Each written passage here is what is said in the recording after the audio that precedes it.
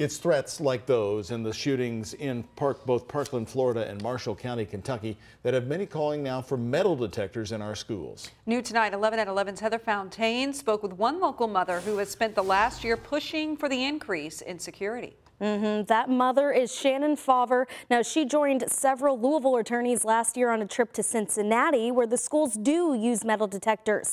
Since then, she's been working to put them in our JCPS schools here, along with other additional safety measures.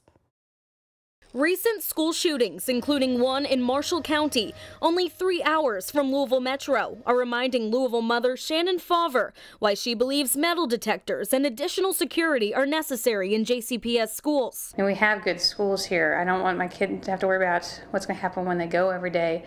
Metal detectors were shot down last year by JCPS Chief Operating Officer Dr. Michael Razor. Do we need metal detectors in our schools?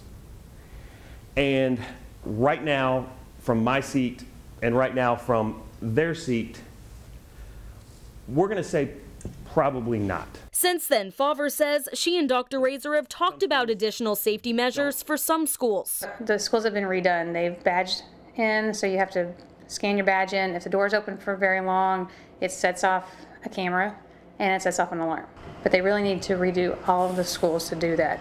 At a meeting in front of JCPS board members last January, Dr. Razor suggested handheld wands on students and randomly selecting schools to undergo the security check. JCPS board member Linda Duncan told me over the phone that she hadn't heard of those security checks actually happening. Fauver says she has the answer why. He and I talked about that, and one of the reasons I think they didn't institute it is because sometimes it causes more problems. If you're hand-wanding kids, they may have pot on them or they may have something else on them, and they're going to freak out, and it's going to make it worse. Fauver says she'd like to see 2 sets of doors at each entrance of every school that lock if someone seems suspicious. She says she stands by her push for metal detectors on top of the additional security. I won't have to worry about they won't come home. That's what it comes down to.